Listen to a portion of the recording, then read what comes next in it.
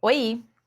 A pergunta de hoje, ela é urgente. Como você pode aprender a dizer não de uma maneira firme e tranquila, sem sentir culpa? Como você pode aprender a dizer não de uma maneira firme e tranquila, sem sentir culpa?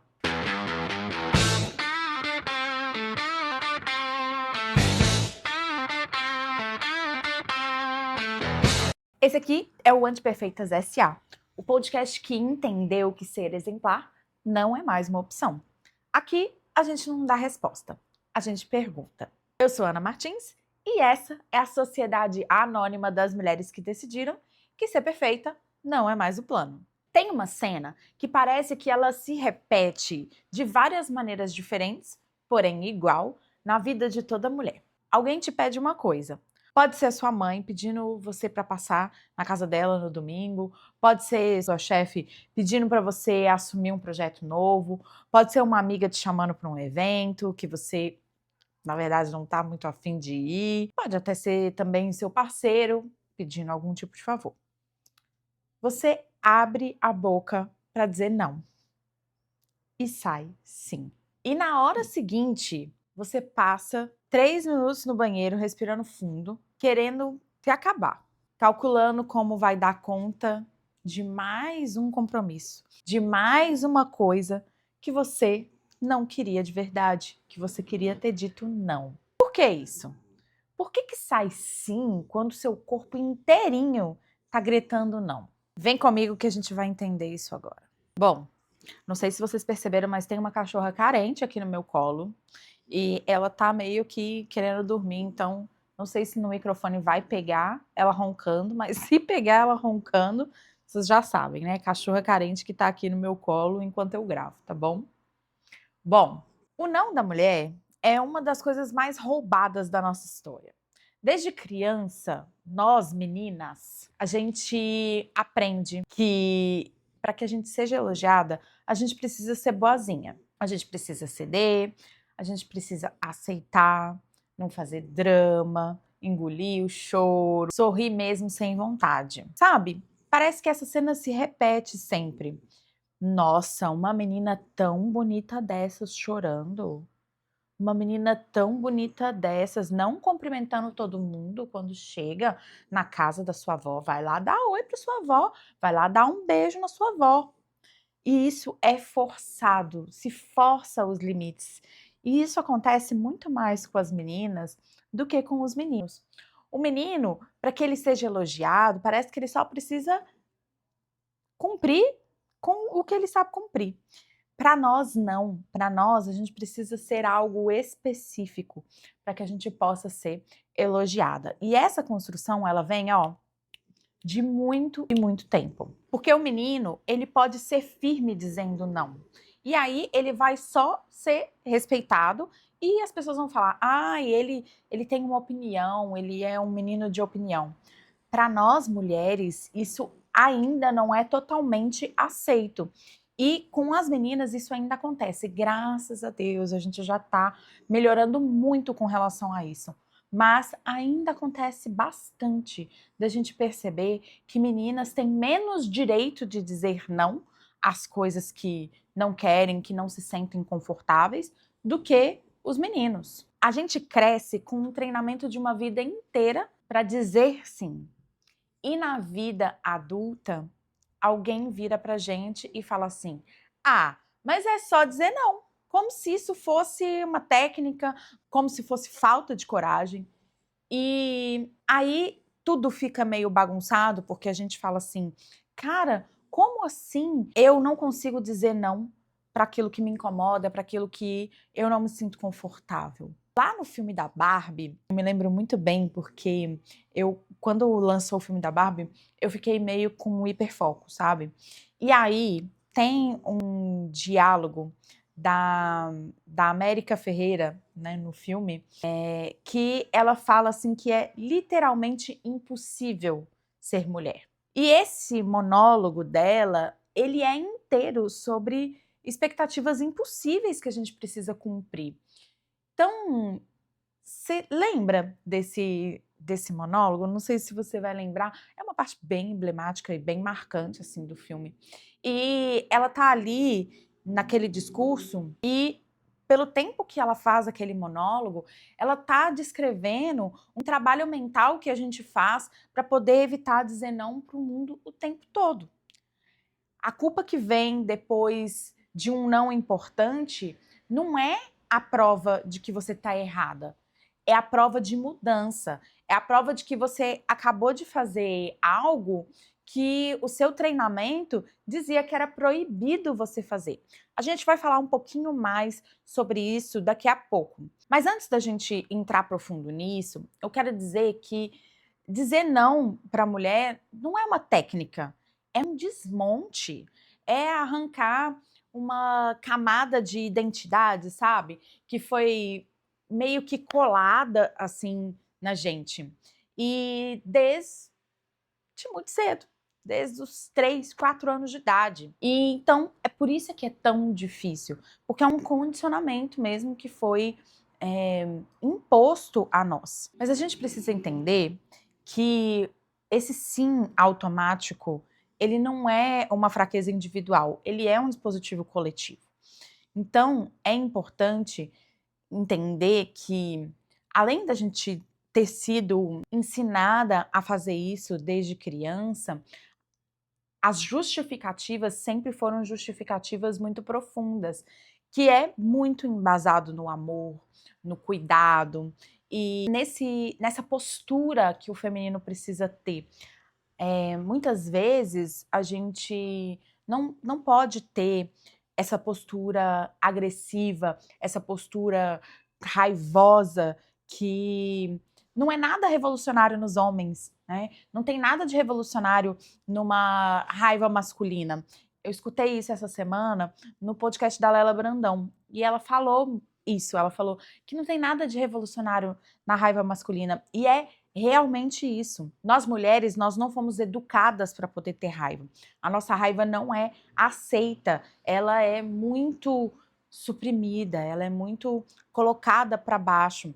E aí, quando a gente diz não, a gente simplesmente está podendo usar desse mecanismo da raiva de uma maneira muito mais direcionada, muito mais assertiva, e as pessoas acabam estranhando, principalmente quando a gente já está muito acostumada a dizer sim.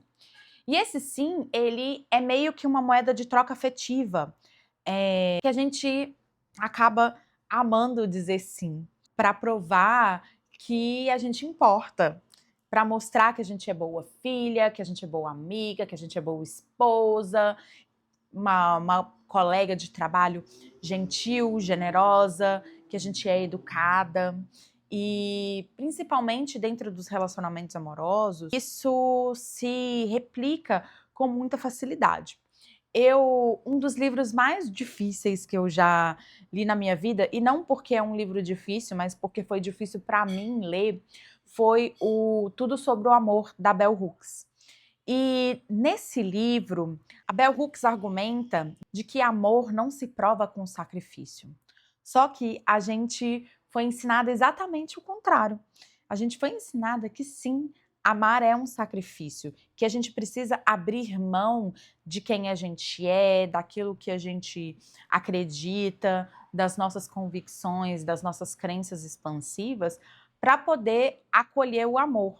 E ali, nesse contexto, é claro que ela fala muito sobre o amor romântico, mas eu acredito que as nossas relações amorosas não românticas, elas também obedecem a esse mesmo padrão, em que você usa como moeda de troca o seu sim para receber um afeto daquela pessoa, para receber um carinho daquela pessoa, para poder ser considerada e incluída dentro do processo. Então imagina que a equação invertida que o sistema instaurou foi: se eu disser não, eu não sou amada ou eu não amo.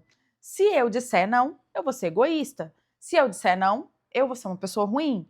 Então, quem foi que inventou essa equação? Que não foi a gente. Não foi a gente que inventou essa equação. Essa equação, ela foi passada para nós sem questionar de geração em geração.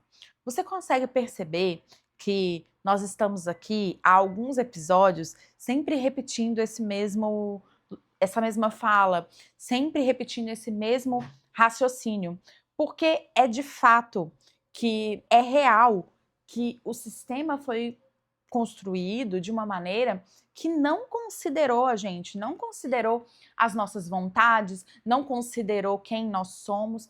Inclusive, dentro do campo da medicina, nós temos hoje uma informação que é uma informação extremamente alarmante e preocupante de que muitas das medicações são testadas apenas em homens, são criadas e executadas por homens e para homens. E aí, quando nós mulheres ingerimos essas medicações, nós temos efeitos colaterais muito aumentados ou até mesmo efeitos colaterais que não foram observados nos estudos e a gente sofre por isso. Então entende que a sociedade, ela foi arquitetada por homens e para homens. Ela não foi construída para nós mulheres. Pelo menos essa sociedade em que a gente vive hoje. A gente tem relatos de sociedades matriarcais em que essa cooperação entre pessoas funcionava de uma maneira muito mais expansiva, muito mais de maneira que contribuía muito mais para quem estava ali dentro daquela sociedade. Mas isso é um papo para outro episódio. Aqui vamos focar na questão do não. Então, voltando, dizer sim virou meio que uma prova de pertencimento, sabe? A mulher que diz não, ela desagrega um grupo, ela estraga a festa, ela se torna desagradável, ela se torna uma pessoa difícil de lidar, difícil de aceitar, difícil de conviver. Então, ninguém quer ser essa mulher complicada. Então, a gente acaba engolindo o não e dizendo o sim no lugar. E fica acumulando na nossa vida pequenas traições na nossa relação com a gente mesma. Isso vem na roupagem de uma reunião extra, um almoço de família que você não queria ir, um projeto que não cabia, mas mesmo assim você foi, um sexo que você não queria, um casamento que você não queria sustentar e que já não fazia mais sentido para você sustentar. Cada sim que devia ser não é um furto silencioso que você comete contra você. Quem ganha com essa dificuldade de recusar? Todas as pessoas ao nosso redor. As pessoas que pedem, as pessoas que solicitam, as pessoas que demandam. Sempre. E é claro, o sistema. Porque uma mulher que tem dificuldade de recusar aceita um salário menor, aceita uma divisão injusta de trabalho doméstico, um relacionamento que não serve. Porque a mulher que tem dificuldade de dizer não, ela aceita um salário menor, ela aceita uma divisão injusta de trabalho doméstico, ela sustenta um relacionamento abusivo, um relacionamento que não serve, ela tolera até um assédio que ela não nomeia, ela sustenta um peso emocional que não é dela. Muito parecido com o que a gente falou no episódio passado sobre autocompaixão. Então, é importante que a gente entenda que todos esses mecanismos, eles estão interligados. Há pouco tempo atrás, viralizou lá no TikTok uma hashtag chamada Quiet Quitting, que fala sobre justamente você não se esforçar totalmente no trabalho. Pera, que eu vou explicar. Porque falando assim, fica parecendo uma coisa meio ruim. Mas no final das contas, você vai entender o que é esse quiet quitting. Que, na tradução livre do português, é desistir silenciosamente, ok? Então, essa trend, ela, né, se a gente pode chamar isso de trend, ela fala de mulheres ocidentais que estão aprendendo de uma maneira meio que coletiva, num espaço coletivo, a recusar ir além. Então, é basicamente o que a gente sempre teve que fazer em silêncio, que é só fazer o seu trabalho. Você não entregar mais, você não fazer mais esse over delivery que no final das contas não vai trazer nenhum resultado a mais para você pessoalmente. Você só faz porque você quer ser a boazinha, porque você quer ser educada, porque você quer ser gentil, porque você não pode dizer não. Entende? Esse movimento aí, dessa desistência silenciosa, é meio que algo que virou uma pauta cultural quando o mundo do trabalho descobriu. Só que, para nós mulheres, isso já é algo que é meio que uma sobrevivência há muito tempo. Por quê? Porque a exaustão ela vem. Ninguém consegue sustentar essa excelência por tanto tempo. E aí, quando a gente não sustenta essa excelência, a gente paga o preço, muitas vezes, se tornando essa vilã da história. A gente acaba assumindo esse lugar dessa mulher chata, dessa mulher que questiona tudo, dessa mulher que fala o que pensa e que não permite que o espaço dela seja invadido. Faz sentido isso para você aí? Porque para mim tá fazendo.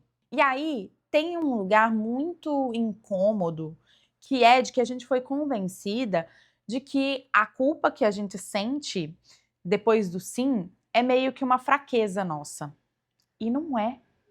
A culpa que vem é do seu corpo te avisando que você acabou de se trair. Então você entende que é um sinal sadio do seu corpo, que quando você diz sim, querendo ter dito não, e sente esse peso dessa culpa, você acaba entendendo isso como uma fraqueza, mas no final das contas, isso é totalmente saudável para você. Porque o problema não é essa culpa, é justamente esse sim de antes que você falou sem ter querido falar. E é muito interessante porque o mecanismo de dizer sim e de dizer não, os dois envolvem culpa. Porque quando você diz sim, você se sente culpada por ter traído você, e quando você diz não, você se sente culpada porque você não está cumprindo com as expectativas alheias, com as expectativas externas.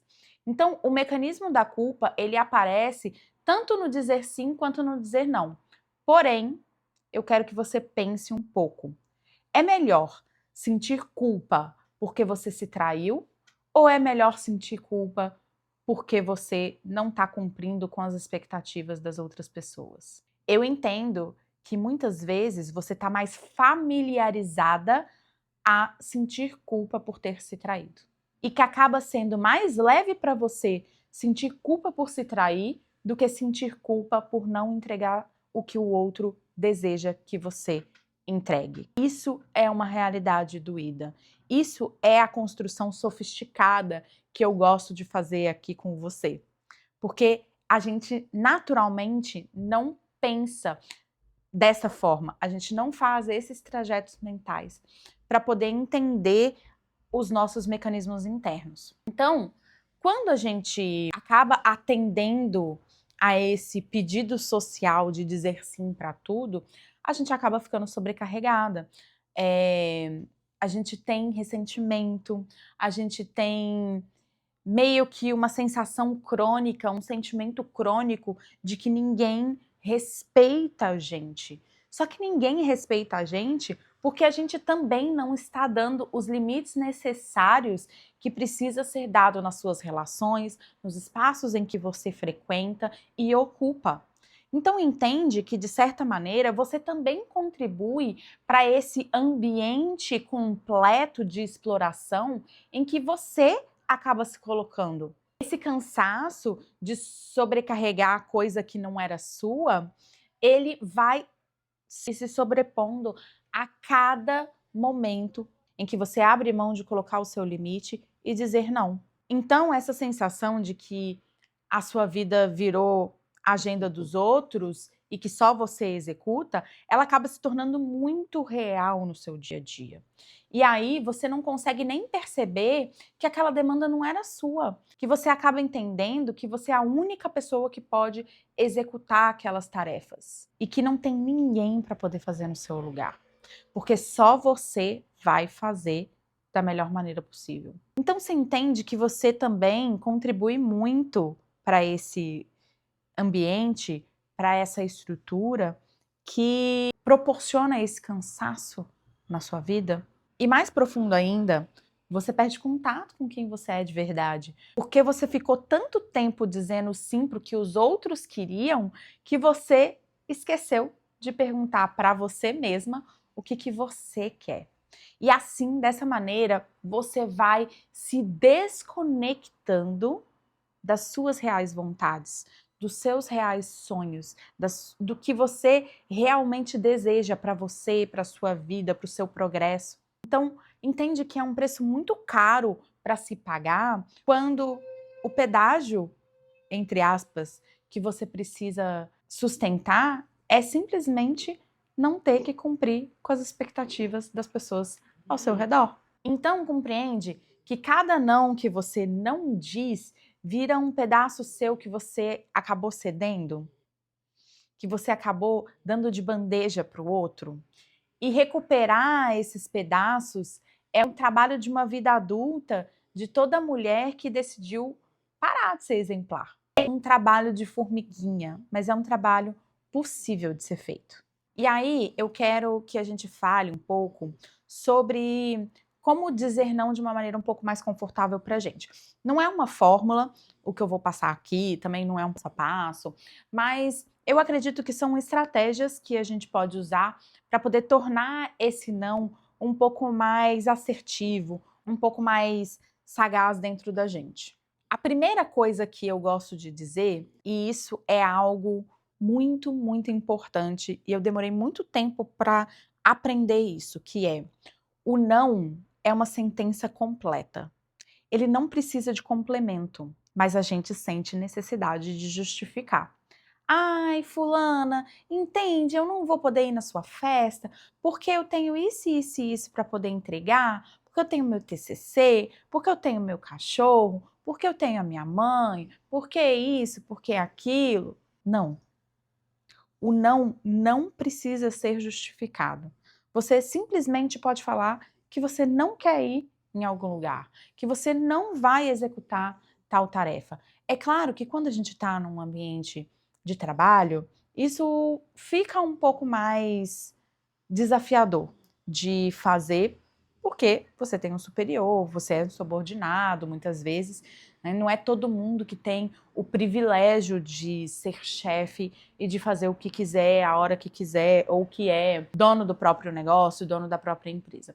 Então, é importante que a gente entenda que sempre que possível, e isso é um exercício, a gente pode dizer não como uma sentença completa.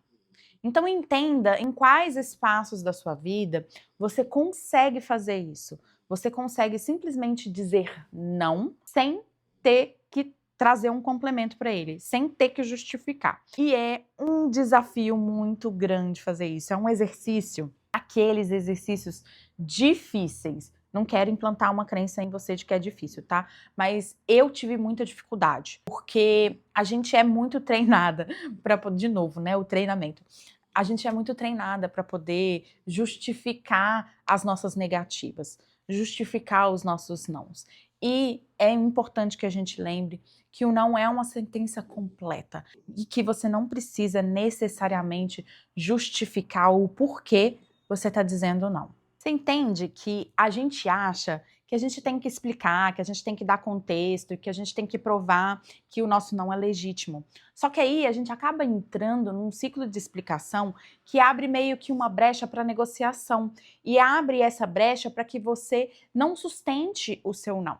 Então, tem algumas frases que elas funcionam e que são um recurso para você começar a aprender a dizer esse não sem complemento. Então, se você quiser, anota aí, tá? Não vou conseguir, não vai dar para mim, eu não quero. Essa última, ela é realmente um desafio, porque ela é mais honesta. Quando a gente não tem vontade de fazer alguma coisa e a gente fala que a gente não tem, ai, não tô afim, ai, não quero. As pessoas se ofendem com isso. É natural. E eu também recomendo que você faça o exercício contrário, que você desensibilize também sua escuta desse não sem complemento, que você também não seja essa pessoa que entre nessa negociação para poder convencer a outra pessoa de que ela precisa te dar um sim, entende? Porque a gente é muito habituado a fazer isso e parece que a gente meio que faz sem perceber. A gente meio que negocia esses nãos das pessoas. Então, se eu quero que o meu não seja respeitado, é importante que eu também respeite o não do outro, que eu respeite o espaço do outro. É claro que quando esse não começa a vir com muito mais frequência e com coisas que não fazem sentido para você, talvez seja também um sinal de que você precisa rever essa relação.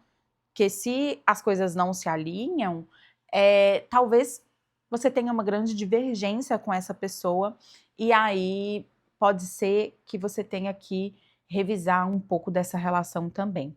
Então fica atenta a isso para você respeitar o não do outro e também ter o seu não respeitado. Isso me lembra muito a Rihanna.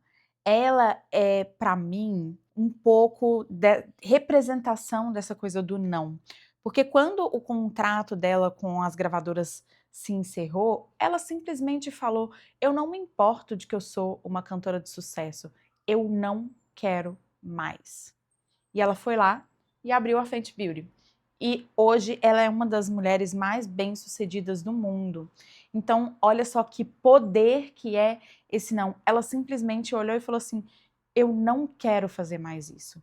Não importa se as pessoas querem que eu faça, não importa se eu sou boa fazendo, porque muitas vezes a gente é compelida a fazer as coisas que a gente é boa fazendo, que a gente se tornou boa fazendo, mas que a gente não tá muito afim de fazer. E a gente faz simplesmente porque a gente acha que a gente é boa fazendo. E isso talvez não seja uma justificativa totalmente confortável para você, porque se você é boa em fazer alguma coisa, você se tornou boa em fazer alguma coisa que você não gosta de fazer, talvez isso seja um sinal de alerta, meio que uma red flag para você começar a desconstruir um pouco disso, porque isso significa que o que você sabe fazer foi construído em cima dessa traição com você mesma. Então, olha só que poderoso que é isso e o que a nossa diva maravilhosa, Rihanna, vem nos dar um sinal, vem nos ensinar. A segunda chave que eu quero dar aqui para você é que o sim antecipado, ele é mais cruel do que o não. Quando você diz sim no automático e depois quer voltar atrás, ou meio que faz mal feito, ou faz com ressentimento, isso machuca muito mais o outro e a você mesma do que se você tivesse dito não na hora. Então, olha só uma frase que pode te ajudar nesses momentos. Deixa eu pensar e te respondo amanhã. Quando você tá com dúvida se você quer dizer sim ou se você quer dizer não, você pode usar esse recurso. Espera um pouquinho, deixa eu pensar um pouquinho e depois posso te responder amanhã? Porque isso tira você do automático e te dá tempo de você consultar o que você realmente quer. Qual é a sua disponibilidade para isso? E não responder num piloto automático, responder de uma forma automática, porque essa é só uma forma automatizada mesmo de servir. Então, entende que essa disponibilidade automática, ela é só uma forma educada de servir. Pausa, pensa, responde depois. Você não precisa dar uma resposta na hora. Você não precisa de pronto falar que sim ou falar que não. Isso salva muito, muito, muito, muito. Uma terceira chave que eu quero entregar aqui para você é de que a vida, ela não é a prova de erro. Ela é prova de mudança, na verdade. Quando você disser um não importante e a culpa vier, não recusa essa culpa, porque essa culpa é o que está sinalizando para você que você está fazendo algo diferente do que o que você foi automatizada a fazer. Para um pouquinho, respira e pensa sobre isso. A culpa em dizer não, ela sinaliza para você que você está mudando o seu comportamento, que você não está mais obedecendo a esses automatismos que você foi criada e educada a ter. Então, não tenta fazer com que essa culpa vá embora. Recebe ela. A culpa, nesse caso, ela é meio que uma sintonia do treinamento antigo lutando para não morrer. Então, você não está fazendo nada de errado. Você está meio que cruzando uma fronteira que a sua educação dizia que era proibida, que esse automatismo falou para você que era proibido. E a culpa diminui quanto mais você atravessar esse comportamento, quanto mais você quebrar essa barreira desse comportamento aprendido. O que você precisa, o que parece um abismo da primeira vez, a quinta vez meio que vira o chão. E aí eu vou voltar aqui no meu hiperfoco do filme da Barbie, porque a diretora, a Greta Gerwig, ela em entrevistas no lançamento do filme, ela disse que ela recusou múltiplas notas dos executivos de estúdio que estavam tentando meio que suavizar o filme. Também teve muito da polêmica de que o filme era meio que anti-homem, né?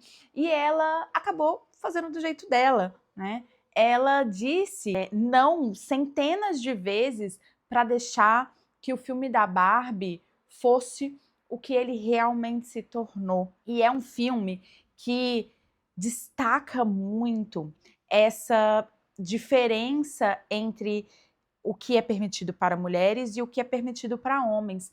Porque é uma sátira que reflete, que usa um espelho e que inverte um pouco da polaridade do que acontece com nós mulheres na sociedade atual, onde, né, o Ken é só um acompanhamento da Barbie lá na Barbie Land.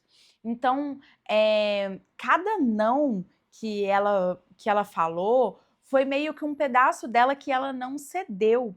Então, ela também é uma figura aí, não só na direção da Barbie, mas a direção em vários outros filmes. Ela é uma diretora que carrega muito a bandeira do feminismo e ela fala muito, ela tem muito desses temas dentro dos filmes que ela dirige e é muito importante. Antes de gravar esse episódio, eu revi algumas entrevistas dela que eu tinha visto lá na época do filme da Barbie e vi outras entrevistas dela também de outros filmes que ela fez, por exemplo, Little Women, que é simplesmente fantástico a forma com que ela trata essa forma de tornar o feminino moderno um pouco mais ciente de si, um pouco mais firme de si. Esse feminino que assume a sua potência, que assume o seu poder sem ter que pedir licença. Então, olha só, a gente entendeu que o não é uma frase completa, que o sim antecipado ele é mais cruel do que um não, e que a culpa ela não é uma prova de erro, é a prova da mudança. E tudo isso não é uma fórmula, é um treino. É um treino que às vezes dói no começo, mas é um treino totalmente possível de ser executado. E aí eu vou pedir licença aqui para poder trazer uma vivência muito pessoal minha, que talvez não tenha sido a primeira vez que eu disse não, mas foi uma vez em que eu falei um não, que foi muito importante para mim, e eu chorei copiosamente depois, em silêncio, sozinha, e eu chorei muito. E eu achei que esse meu choro era meio que um choro de arrependimento, porque eu achei que eu tinha errado, eu achei que eu tinha magoado a pessoa com a qual eu estava me relacionando ali, e meio que virado uma vilã da história. E talvez eu até tenha virado, sim, essa vilã da história para essa outra pessoa. Mas não é sobre isso. É sobre o luto que eu senti ali naquele momento da mulher que eu tinha sido até ali. Aquele choro foi um choro de luto, de enterrar de uma vez por todas aquela mulher que dizia sim para tudo. Ainda hoje, eu ainda cometo muitos desses erros. Dizer não para mim ainda não é uma coisa super mega fácil. Ainda esses dias eu estava conversando com meu companheiro e eu estava falando para ele que às vezes eu tenho essa dificuldade de dizer não. E eu meio que forço um pouco dos meus limites para poder acolher certas demandas, não com ele, mas com outras pessoas. E ele me falou uma frase muito bonita, ele falou para mim que não era para eu abrir mão de quem eu sou para poder executar qualquer coisa. E olha só, é interessante porque ele é uma pessoa extremamente executora, mas ele entende que muitas vezes eu também preciso dar esse limite. E ele me ajudou a perceber isso. Isso é muito interessante. Quando a gente tem essas pessoas aliadas na nossa vida, no nosso redor, é importante para a gente poder sustentar o que a gente é, quem a gente é, os nossos comportamentos, os nossos limites, aquilo que a gente deseja ou não fazer. Porque na maioria dos dias eu ainda pauso e quando essa culpa vem, eu sei reconhecer. Mas foi um treino muito grande para mim. Eu ainda lembro quando isso não era algo totalmente fácil para mim e eu me sentia culpada e ainda ficava com aquela sensação de, ai meu Deus, e se eu disser sim? E se eu voltar atrás? Que é aquela coisa, né, da segunda chave que eu dei ali, da gente não cair nessa armadilha de voltar atrás do nosso não e acabar dizendo sim simplesmente para poder alterar um pouco desse sentimento que é criado dentro da gente quando a gente diz não, sabe? Eu, por muito tempo na minha vida, não sabia o que eu queria. Essencialmente profissionalmente, eu tive um desenvolvimento profissional um pouco mais lento do que o desenvolvimento profissional das pessoas que me cercavam ali naquela época. E eu só sabia o que os outros esperavam de mim e cumpria. E eu achava que isso era uma responsabilidade. Sabe aquela história da Rihanna que eu falei? De que você é boa em algo e aí você acaba se sentindo meio que obrigada a executar aquele algo simplesmente porque você é boa fazendo? Então, isso aconteceu comigo, porque eu sempre fui muito boa em fazer coisas com as mãos, em artes, e por uma menos-valia, por uma falta de autoconfiança, eu acabei indo fazer faculdade, a minha primeira faculdade, em artes. Eu sou formada em artes visuais. Essa é uma curiosidade sobre mim. A minha primeira formação acadêmica é em artes visuais. E eu desenvolvi um trabalho imagético do que eu faço hoje. E isso é muito interessante quando eu olho para a minha jornada, porque eu trabalhei com fotografia de nu feminino durante a faculdade. Todo o meu trabalho de conclusão de curso foi pautado sobre o belo do nu feminino, de corpos totalmente reais. Eu queria até ter pegado corpos mais reais ainda, mas na época o que eu tinha era as pessoas que estavam ali junto comigo na faculdade, que topavam ser fotografadas dessa maneira. E, bom, acabou que o trabalho foi sendo executado daquela maneira, mas na época eu me lembro de ter esse desejo de querer corpos mais reais ainda. Então, olha só que loucura, que eu acabei cedendo a uma pressão, que era uma pressão que vinha lá da escola de a primeira pressão, você tem que fazer faculdade. Enquanto, poxa, eu tinha 17 anos, eu nem sabia exatamente se eu queria ou não fazer faculdade, mas simplesmente dizer não não era uma opção ali naquela hora. Não era uma opção dentro do contexto em que eu estava vivendo. Eu não me arrependo? Não me arrependo. Eu tenho um diploma de uma universidade federal e isso é um grande orgulho para mim. Porém, eu penso muito sobre isso, sobre o quanto eu me senti obrigada a fazer algo que eu já era boa ali naquele momento, simplesmente para poder cumprir com uma expectativa de vida, com uma expectativa do que colocaram para mim, e meio que seguir um comportamento de manada daquela minha realidade.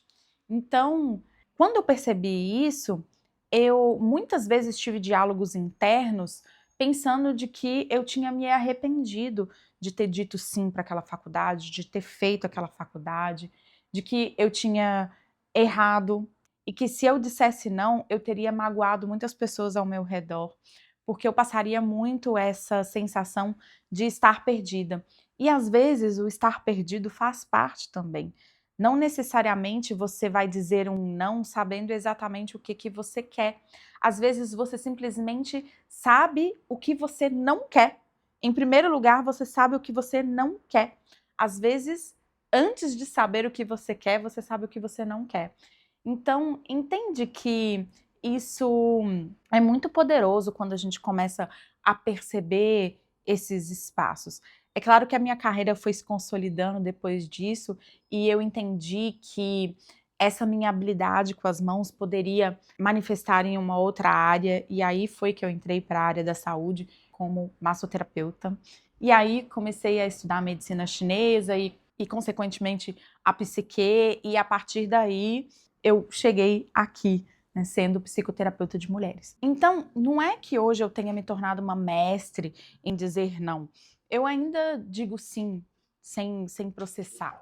Eu ainda pago um preço dessa cobrança alheia que não é minha. Mas a maioria dos dias hoje eu consigo pausar, eu consigo pensar, eu consigo não responder na hora. E quando a culpa vem, eu consigo reconhecer que isso é só um comportamento antigo meu que está se alterando ali, que eu preciso dar vazão, que eu preciso dar espaço para que ele se, o novo pensamento, para que a nova crença expansiva sobre mim se consolide. Então, por isso, eu deixo você aqui com essa pergunta da semana. Como você pode aprender a dizer não de maneira firme e tranquila sem sentir culpa? Lembrando que tudo o que a gente fala aqui não é para poder chegar a qualquer tipo de conclusão fechada, mas é para você questionar e evoluir o seu pensamento. E o que importa é que você fique na pergunta, que você fique com essa pergunta para você. E se isso fez sentido para você, faz uma coisa para mim. Manda esse episódio para uma mulher que precisa ouvir ele. É assim que uma sociedade anônima cresce, com uma mulher entregando para outra. Segue o podcast no Spotify e se inscreve no canal do YouTube. E me encontra lá no Instagram, no @souanamartins e também no @anteperfeitas. Semana que vem tem um episódio novo, tem pergunta nova e a gente vai falar sobre uma coisa que você provavelmente não faz há muito tempo e que quando você fizer, vai entender por que você tinha parado. Te espero. Acabei! Olha só essa cachorra que participou. A cachorra participou do episódio hoje, gente. Eu sou tímida, eu não olho pra câmera, eu não gosto de olhar pra câmera. É isso.